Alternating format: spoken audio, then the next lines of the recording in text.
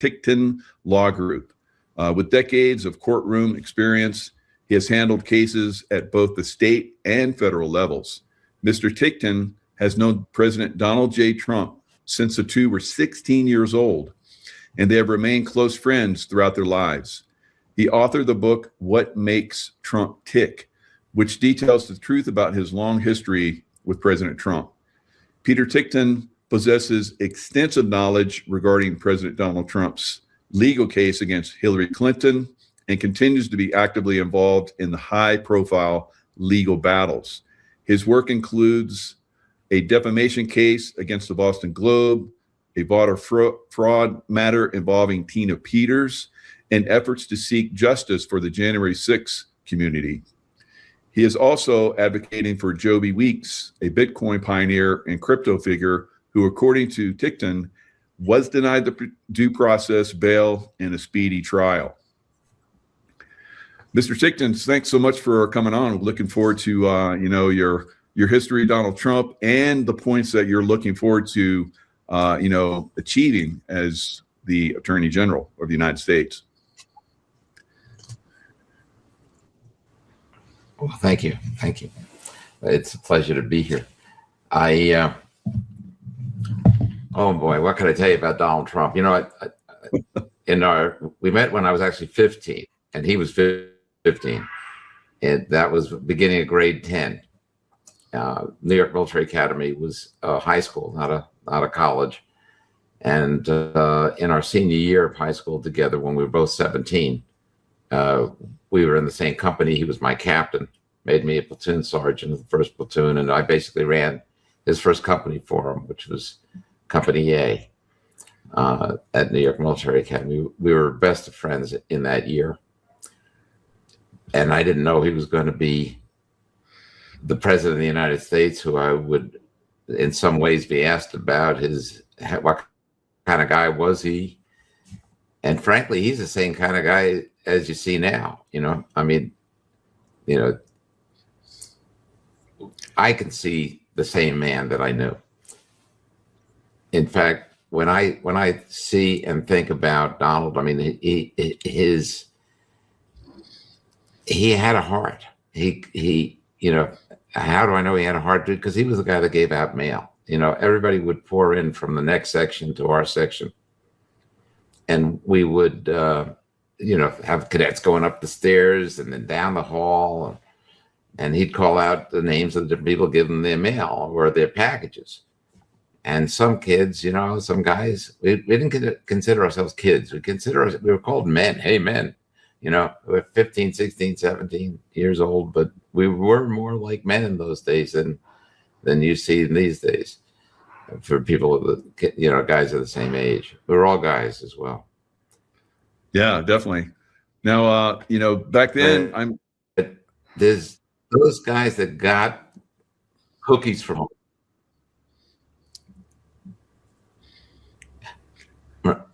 And there were those that never heard from home. And, they may have been there from a foreign country, and the parents just basically sent them off, and that's the end of it. No relationship, no rapport, no love. Wow. And he always knew who was who. And he always had that little thing to say that kind of made it all okay. It's hard to explain how anybody can make something like that okay, but that's the kind of guy he was. He always had your back through thick and thin, but never, other captains of other companies, they thought nothing of kneeing somebody in, places people shouldn't be kneed, especially standing in formation. Other captains would run their companies based on fear. They'd make everybody afraid of them.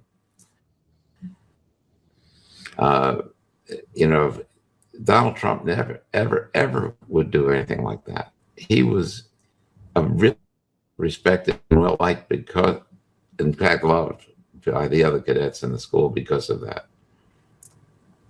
So that's what I can tell you about Donald Trump. Beautiful. Yeah, that's we don't hear very many people talking about Donald Trump from that era. Because, great. People have not any dirt, don't have anything bad to. Yeah, it's nothing. I mean, I'd have to lie to make up something, untoward. I mean, in a whole year, he never exploded, never screamed at another cadet, never smacked one, never. Unlike almost anybody else that would have been in his position, always cool, calm, deliberate, even at that age. Even at that age. But you asked me the second question is, what would I do? As AG, okay, because that's really the big question here is why did I throw my hat in the ring? I'm Donald Trump's age. I'm 4.5 months older than Donald. So why at this age, with this success that I've had in law and other business that I've done, why in the world would I want to be the Attorney General of the United States? And frankly, I don't. It's not something I aspire to be. Mm-hmm. It's just that I don't know anybody else that would fix this the way it needs to be fixed. We have a situation where we're over policed and we have too many prosecutors, and and this isn't Donald Trump that's basically the cause of. I don't mean Donald Trump. This isn't the prior administrations that's the cause of this. This happened because we legalized, or I should say decriminalized, a lot of drugs, including marijuana, which, I don't have an opinion as to whether that's a good thing or a bad thing. Generally, I guess if I gave an opinion, it would be a good thing. But in so doing, we reduce the amount of crimes that we have. So what do we mean by that? 1998, the number of drug crimes that we had, it was 32% of all crime were drugs, mainly marijuana. And it's either possession or trafficking, importing, whatever. When it got decriminalized, we lost probably about 25% of all the crime in America. And there just aren't enough bank robberies to go around.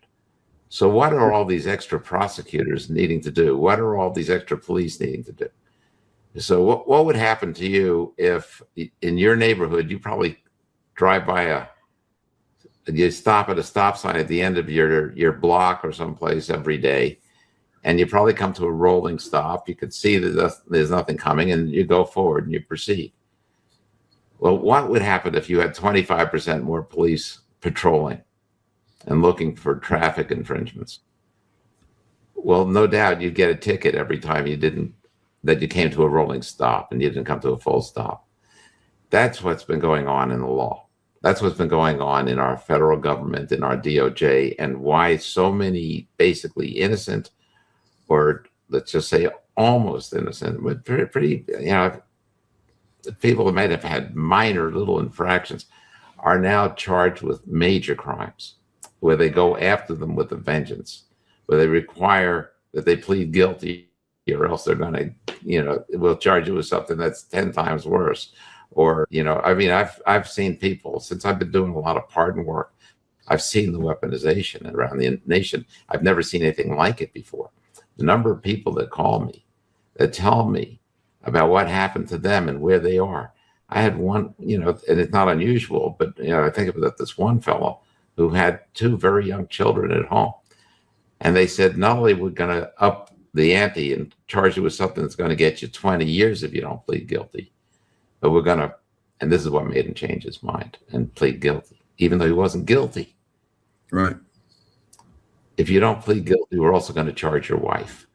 And we're going to make sure you both go away for 20 years and your children are going to grow up without parents. Jeez. I mean, how do you say no? You say, okay. Okay. This is what happens. I had one fellow, he had $115 million in the bank. He had succeeded. He was successful. Now, they seized all of his money over nothing. Yeah. He didn't have money to pay a lawyer. Jesus.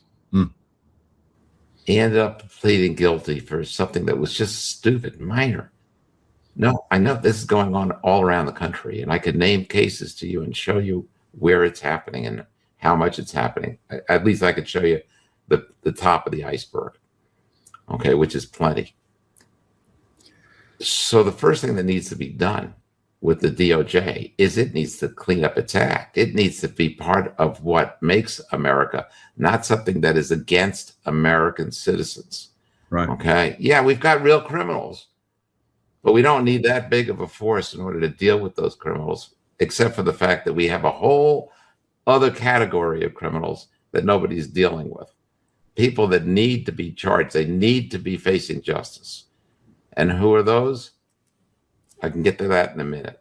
But the point is, if we get these assistant U.S. attorneys to stop the nonsense of charging innocent Americans for crimes that they shouldn't be charged for, stupid little things sometimes that they got to make into a whole big deal to rationalize their existence. If we can stop that, then we have extra people that we can now apply to other things where people need to be investigated. People need to be charged if they're guilty of these crimes. I'm not talking about weaponizing now against Democrats or against the others, but there are a lot of people, some of them being Democrats, who have committed crimes in the light of day. And we all know about it. Okay. And yet for some reason they're protected. Now, I would say it would be wrong for the government to go after somebody like Adam Schiff and find crimes that he committed. Because if you're going after an individual, like they went after Donald Trump, like they went after MAGA, like they went after doctors that prescribed ivermectin, they went after mothers who went to Board of Education meetings, they went after police who there was any suggestion of excessive force. I mean, these are all groups that were targeted by Merrick Garland, and a lot of these prosecutions are still continuing today. So, and they need to end. Thankfully, thanks to Todd Blanche, I guess, but definitely to Jeanine Pirro, we've had a couple. There were cases that were dropped yesterday. And I'm thankful to that. Thank you, Todd Blanche, for finally doing something to help the cause. But it took him 1 year and 3 months to do it. There's ways of doing this quickly and ferreting out all of the cases that are wrongful. And how could you not know that going after J6ers is completely anathema to what Donald Trump stands for and what your administration stands for.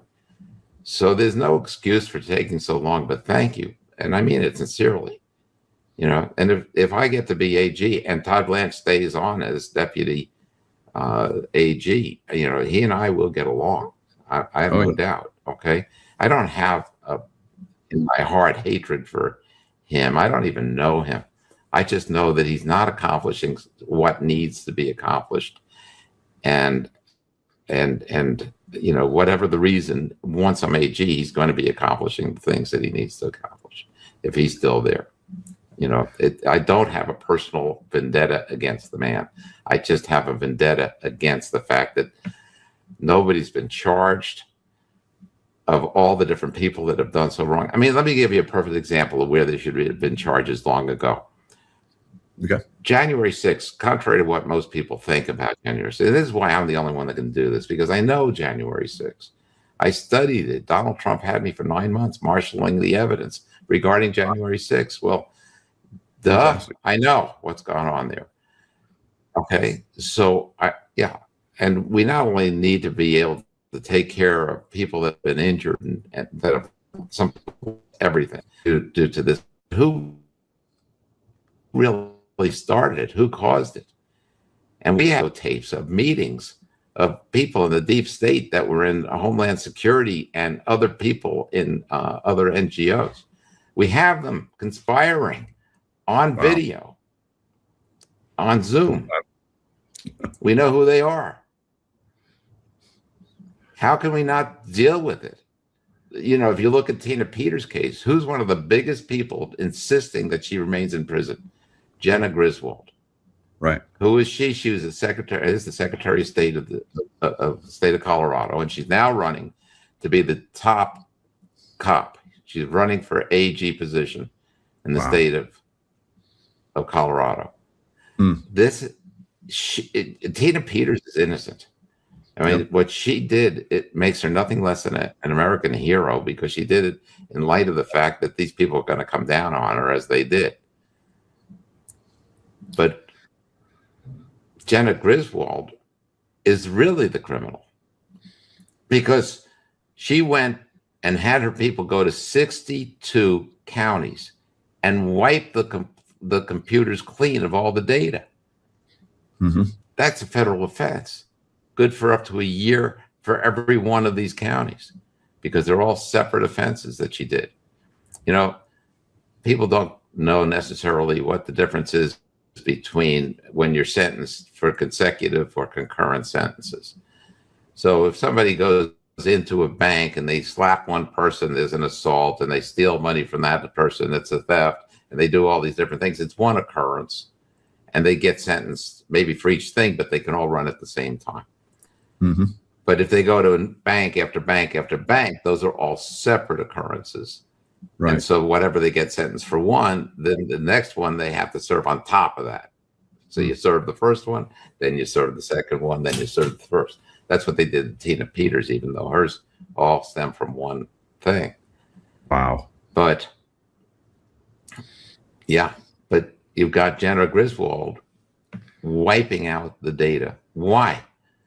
Why did she need to wipe out the data? If we had a fair election and the data would show that we had a fair election, why did she need to do that? Well, we know the answer, because we have Tina Peters, the image that she made from her hard drive before and after they installed something called the trusted build. But why isn't Jenna Griswold even questioned? Why isn't she prosecuted? Because we know of her crimes.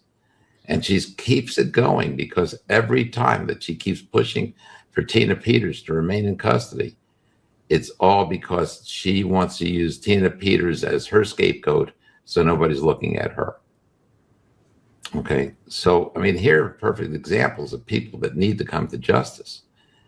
There's others. There's names that you and I could mention and name all day.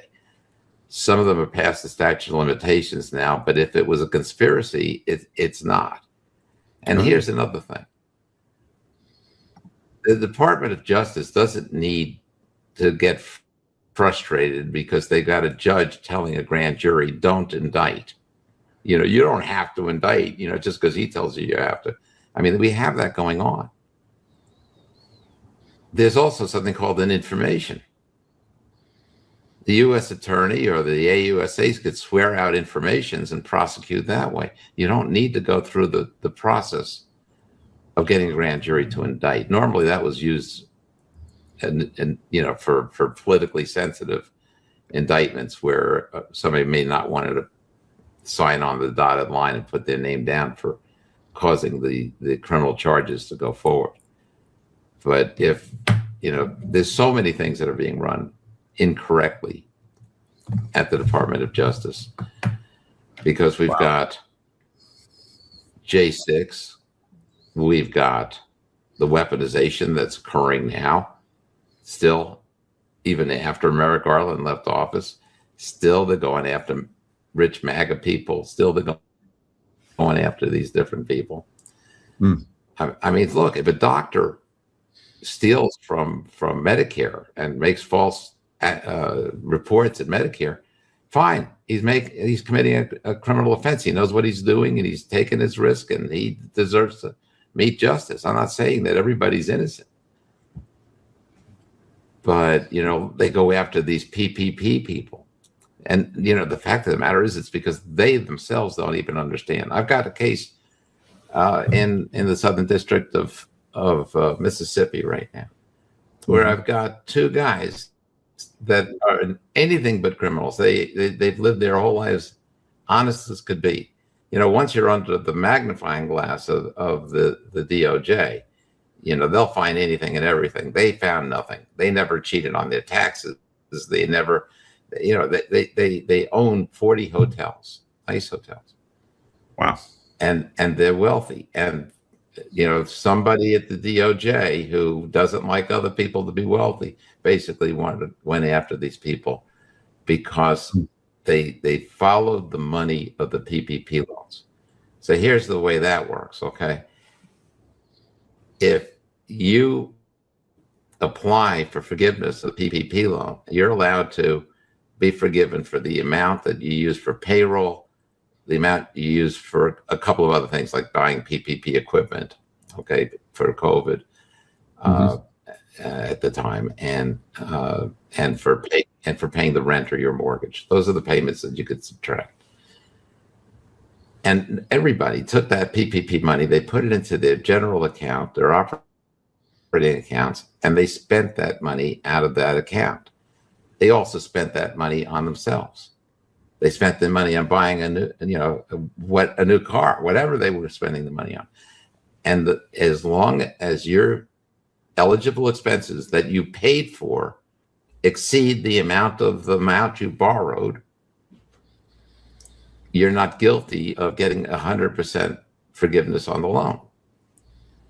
But instead, they follow the money. They look at where did the money that they track from the PPP go. You bought a car with that. So they think you're guilty because they're stupid. We have so many people that don't know math. I'd say, for the people that come to my office for jobs, including lawyers, we ask a math question. And they don't know what 25 times 10 is. Okay, I'm talking about 25, 1 out of 5. They can't tell you. I don't know, 2,500, 25,000. Honest to God, they don't know. So, I guess there's people in the Department of Justice that don't know either. We got to figure out who these people are and make sure they're not ruining people's lives. And this is the first part I would do. As I said, stop the weaponization against the American people immediately. And we do that by doing basically a survey, or you might call it an audit. But there are ways to do this and do it really fast, because everything that needs to be done here needs to be done now. It should have been done a year ago, or a year and 3 months ago. And here we are. And if it doesn't get done fast, it's not going to happen in time. Plus, we've got the election fraud. So what I'm not a man who lives in fear, but if I were in fear of anything, what would be my biggest fear? My biggest concern is the election fraud that's coming up in the midterms. Yes.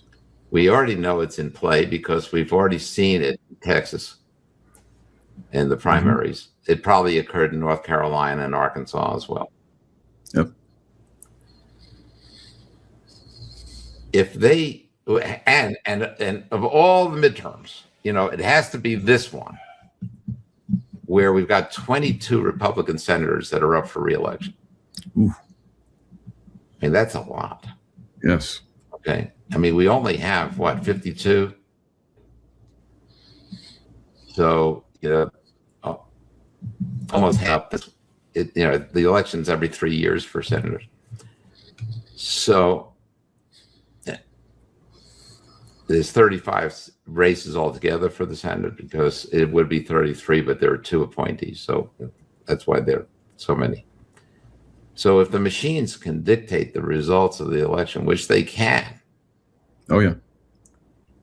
Then if they're brazen, if they don't care, who knows? Because everybody's going to know what they did, because it's going to be too obvious. Although they'll probably say, of course, people voted against Trump or against these senators because they were in favor of the war and Iran. Whatever it is that their excuse is, everybody's going to see through it. The same as we saw through it in 2020.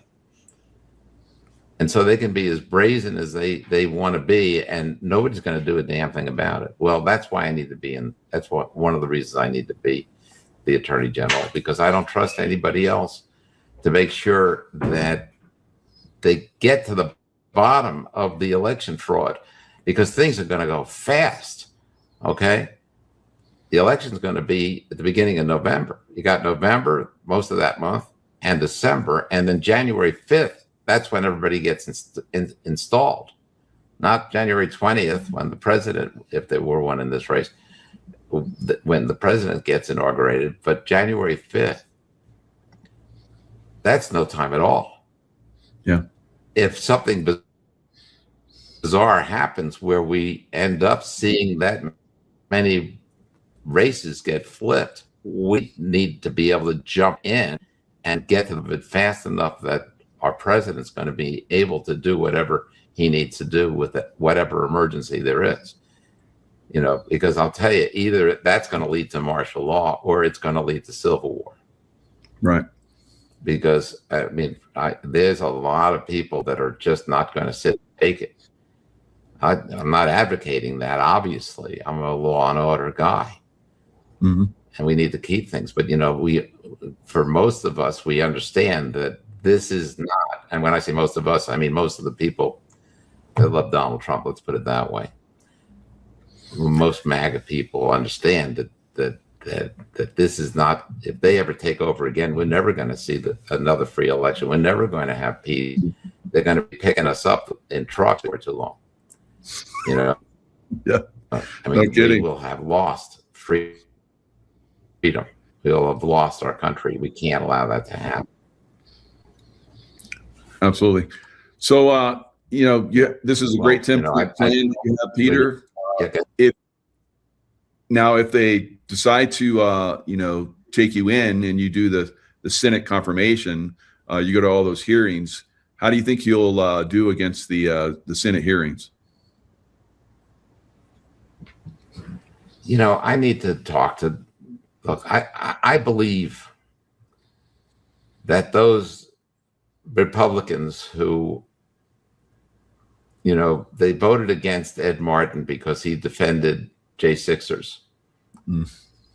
And I do believe that if I could just sit down and have a little bit of time with each one of them and let them understand things the way I understand them, we need to find common ground. I need to deal with these folks and get their votes. You know, it's not a question of any factual issues. You know, it's really a question of the votes. Okay, who's there that is willing to? And I will tell you, I've have a lot of people recommending to the president that he appoint me. You know, yesterday, Rudy Giuliani, I called the president and recommended that I be the AG. Fantastic. You've seen the Gateway Pundits article today. There was an article by Jerome Corsi and Michael Flynn, General Flynn, that recommended me that I be the Attorney General. So, you know, I'm getting a lot of people supporting me to the president. Of course, we have only one man that has a vote. And that's all he needs is just that one vote, because he is the one that decides who he's going to make as his next AG. And whatever he decides, I got to tell you, I know Donald Trump well enough to trust his judgment. And if he decides something different, then that's the way the cookie was going to crumble. But I have to do everything I can to get in that position so that I can do the things that I need to do that I don't think anybody else will do. There, you know, for one thing, people are afraid. I mean, imagine doing something with Hillary Clinton or Bill. You know, I'm not saying we should target these people, right? Okay, but imagine if their crimes are so obvious, and I use them as an example, not that I'm going after them, but maybe I don't know. I don't want to make that prediction at this point, but I would say that if anybody's going after the Clintons, it should be the country of Haiti. But that's a whole other story. But there are people that are afraid that they're going to get killed if they do something like that. For some crazy reason, I'm just not afraid.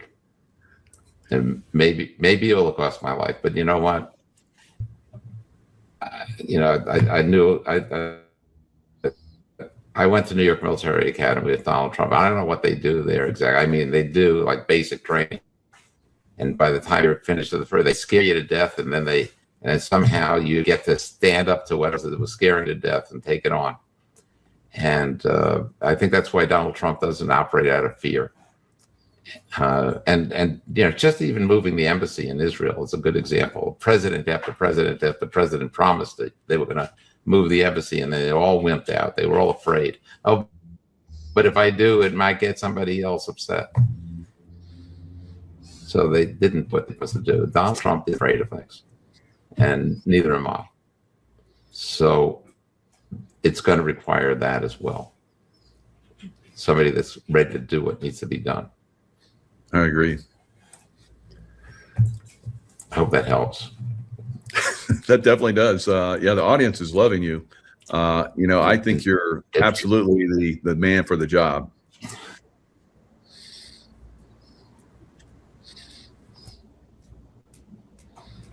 Well, thank you. I appreciate that. I mean, as I said at the beginning, I want this job like I need another whole minute. Okay. And look, I got my practice. I'm going strong. I'm trying cases. I'm winning. I'm on a roll right now. I don't want to challenge the gods on this one. I don't want to start losing. But the fact of the matter is, I'm winning my cases. I know what I'm doing. And to leave it now to do something else is going to cost me dearly. Mm-hmm. But what good is money if we lose our country? I agree. I mean, what am I going to do if I had $100 million in my back pocket and we lost America? I've got nothing. You've got nothing. We all have nothing. Good point. So I say, well, that is the point. Do you think Donald Trump is in there voluntarily right now? He knows that he has to be there because otherwise we would have lost America already. And if any, God help us if anything happens to that man, because he's the only one that could bring us out of this war that we're in. And I don't mean the war in Iran. I mean the one with China, the one with WEF, the World Economic Forum. All these areas where there's so many crimes made against the United States that nobody's even looking at. What happened to Dr. Fauci? And what is he so high and mighty that he's above the law for things that he's done? Nobody's even investigating him. Nobody cares. What about the fact that so many people died in nursing homes? Yeah. I mean, isn't that at least criminal negligence? I mean, you just let all these people lead them to their deaths. And this is not just talking about around the United States, different things that had occurred. Who are these forces that be that want to make us wear masks and be, sent to our rooms?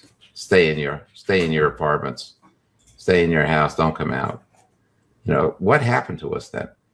Is the Department of Justice saying, oh, well, that's not really us, we don't care, as though there's no crimes? I know there's many things that need to be looked into and taken care of, and it needs to be done with what we lawyers call alacrity, fast, speed. Yes. Because we're not in permanently. Donald Trump needs to accomplish as much as he could possibly accomplish now, not taking our sweet time.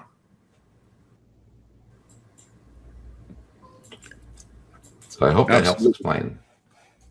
Yeah, I mean, all of your points are absolutely amazing. It's what all of us have been waiting for. You are the one we've been waiting for. So I hope that President Donald Trump appoints you to that position, and then you get confirmed by the Senate, and you get quickly into that position and start doing the work that this country needs. Wow, I've never seen anybody more qualified than you, Mr. Ticktin. Fantastic. Well, thank you. Thank you. Absolutely. I'm going to be called on it. I'll be open as I am now. Okay, because that's just my nature. I'm not gonna. You'll just get the truth, and I may break some rules. About can't talk about certain things. I mean, obviously, there's certain things that you're not going to be able to talk about. Like how I'm going to get Tina Peters out of prison, but I promise you this: she's coming out if I get this position. Very good, sir. Very good. And I think you're the one that can do it. I really do. And I think you will do it. I pray to God that you get in there, sir. All right. So thanks so much for coming on. You're a very busy man. And I hope that you're going to get a call from President Trump, and he wants you to move up to the top position, AG. We're all of us going to be praying for you. And, we want you to get in there because we know our country needs it. And if a strong man like yourself doesn't get in that position, then yeah, our country is doomed, I think. So good luck, sir.